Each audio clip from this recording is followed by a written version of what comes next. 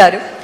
So initially, నేను మీ దగ్గరకు వచ్చినప్పుడు when I showed you this book is Mindset Shift, sir, I was very amazed to see you have a lot of knowledge. మీరు NLP గురించి, Richard Bandler గురించి చెప్పారు. You said you went to London to witness that session about Spobia. I mean, you know all these techniques. Maybe our wordings telidemo, but you know the techniques. And I was very amazed to understand that you spend a lot of time with yourself, understanding yourself. So how important has been that spending time with yourself? And dani valla asalu elanti upayogam undi? First of all, ma ప్రియతమ గౌరవ ముఖ్యమంత్రి గారు నారా చంద్రబాబు నాయుడు గారు ముఖ్య అతిథిగా ఏర్పాటు చేసినటువంటి ఈ పుస్తకావిష్కరణ కార్యక్రమంలో నేను ఒక అతిథిగా రావటం, నాకు అవకాశం కల్పించినటువంటి శరణి, వారి కుటుంబ సభ్యులు, ముఖ్యంగా మంత్రివర్యులు నారాయణ గారు, తన మామయ్య గారు, నా సోదరుడు గంటా శ్రీనివాస్, అండ్ చాలామంది అతిథి మహారథులు, అండ్ ఫ్యూచర్ మన రాష్ట్ర భవిష్యత్తు, మన దేశ భవిష్యత్తు మీ కళలో కనిపిస్తుంది. అలాంటి యంగ్స్టర్స్, ఆల్ స్టూడెంట్స్, మీ అందరికీ సభాముఖంగా నా హృదయపూర్వక అభినందనలు, ధన్యవాదాలు, నమస్కారాలు తెలియజేసుకుంటాను. It's a great opportunity to be here one amongst you all.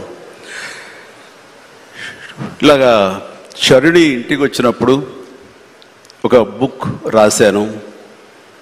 అది మీరు ముఖ్యమంత్రి గారు ఇనాగ్రేట్ చేస్తే బాగుంటుంది, వెరీ పర్పస్ఫుల్ బుక్ అని అమ్మాయి చెప్పినప్పుడు చాలా అమేజ్ అయ్యాను నేను. ఆ బుక్ని క్లుప్తంగా నేను 4-5 పేజీలు చూసినప్పుడు నాకు ఎప్పటి నుంచో ఇలాంటి పర్సనాలిటీ డెవలప్మెంట్ మీద, అలాగే సీక్రెట్ అనే ఒక బుక్ ఉండేది. అది ఎన్నో దశాబ్దాలు, 2-3 దశాబ్దాల ముందే ఆ బుక్ నేను చూడటం నాకు జరిగింది, తటస్థపడింది. అప్పుడు ఇంకా ఇండియాలో రాలేదు ఆ బుక్, దాని ట్రాన్స్లేషన్ కానీ దాని వీడియో నేను చూడటం జరిగింది. ఆ బుక్లో చెప్పిన ఎన్నో విషయాలు నాకు తెలుసో తెలియకనో నాకు నేనుగా అనుకున్న అవన్నీ ఆచరించడం మొదలుపెట్టాను నేను.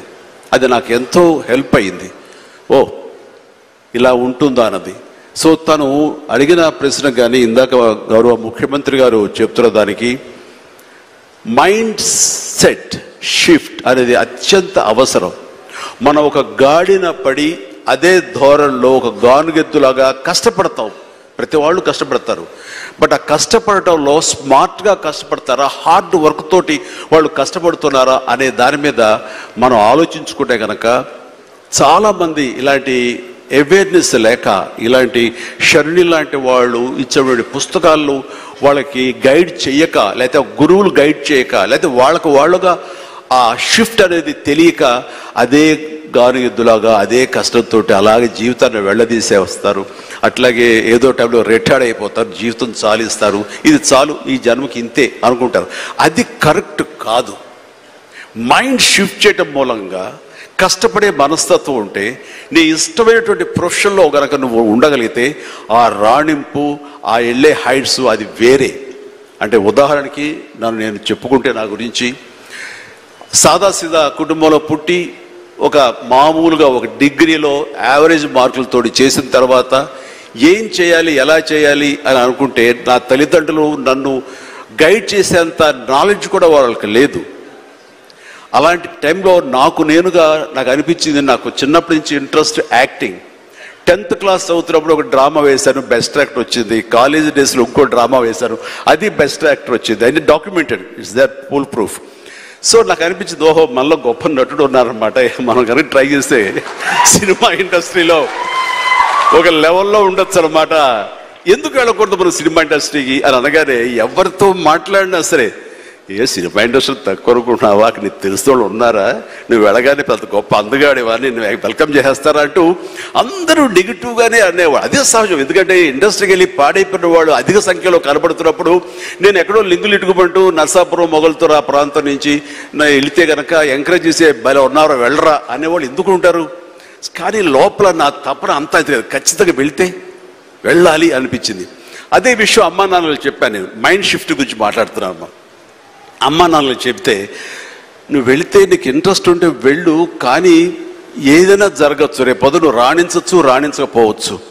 అలాంటి పరిస్థితిలో టైం వేస్ట్ కాకుండా ఇంకో కోర్స్ కూడా చేస్తే, నువ్వు చెన్నై వెళ్తానంటున్నావు, నీ ఫిలిం ఇన్స్టిట్యూట్ ట్రైనింగ్తో పాటు ఇంకో కోర్స్ కూడా చేస్తే బాగుంటుంది కదా, సపోజ్ ఇది రాణించలేదు ఇంకో దాంట్లోకి వెళ్తావు, టైం వేస్ట్ కాదు అంటే వాళ్ళ మాట కాదలేక ఏమో బొమ్మ పైకి సిరితే కాయిన్ బొమ్మ పడచ్చు బొలుసు పడచ్చు, జీవితంలో ఏది మనం ఊహించి చెప్పలేం అనే ఉద్దేశంతో నేను ఏం చేశానంటే ICWI institute of cost accountants and works of India, ఇది ఎగ్మూర్లో ఉంటుండేది చెన్నైలో. అక్కడ నైట్ కాలేజీ చేస్తూ పగలంతరేమో ఫిలిం ఇన్స్టిట్యూట్లో ట్రైనింగ్ తీసుకుంటూ అలాగా 2 జోడు గుర్రాల స్వారీ లేదా 2 పడవల మీద ప్రయాణం చేయడం ప్రయత్నం చేశారు. కానీ ఎక్కడో నాకు ఇష్టం లేనిది అంతంత మాత్రంగా తప్పదని చేయబడ్డటువంటి ICWI కోర్స్ మీద నాకు నిరాశక్త కలిగింది.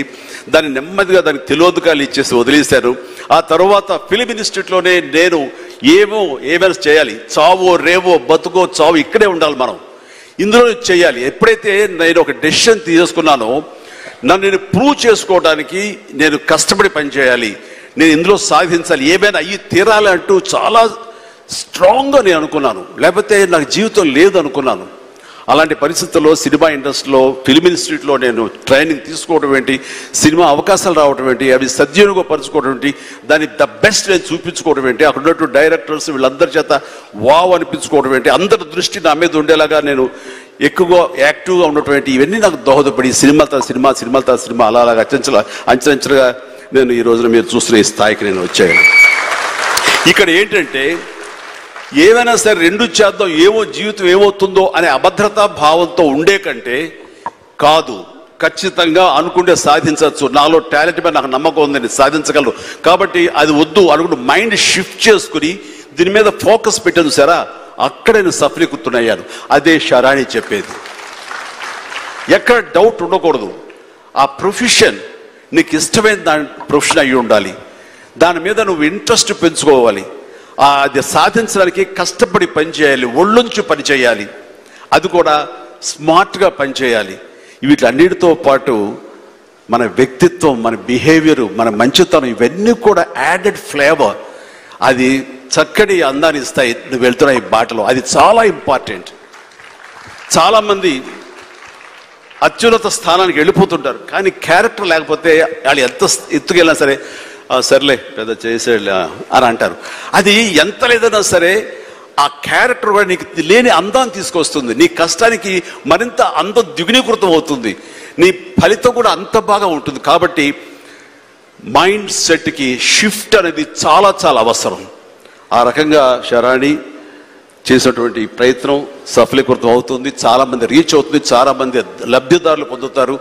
అండ్ చెప్పాలంటే మన నారా చంద్రబాబు నాయుడు గారు కూడా చిన్నతనం నుంచి కాలేజీ రోజు నుంచి నాయకత్వ లక్షణాలతోటి అక్కడ నాయకుడుగా కాలేజీలో ఉంటూ అక్కడి నుంచి తనకి ఇష్టమైన ఈ ఫీల్డ్లో రాణించాలి, నా రాష్ట్రానికి సేవలు చేయాలి, ఇక్కడ ఏమైనా సరే అవ్వాలి అనే అకుంఠిత దీక్షతో అయ్యారు.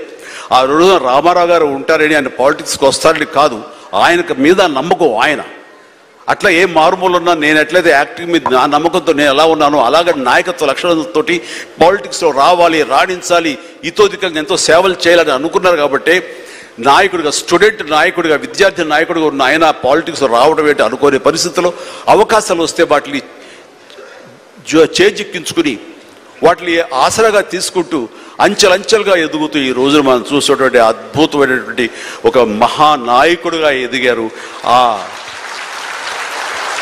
ఆయన దిశానిర్దేశంలో, ఆయన నాయకత్వంలో హైదరాబాద్ దగ్గర నుంచి ప్రతి నగరం, అంటే ఫస్ట్ ఇండియాలో ఆఫ్టర్ బెంగళూరు మళ్ళీ అలాంటి ఐటీ నగరంగా, అంటే ఎంత విజనరీ అంటే ఫ్యూచర్లో ఇది డెఫినెట్గా ఈ రోజున మనం అనుకుంటున్నాం డిజిటలైజేషన్ ఆ రోజున అంత ఉధృతంగా లేదు, అలాంటి దాన్ని అయ్యి తీరుతుంది ఆయన అన్నారే.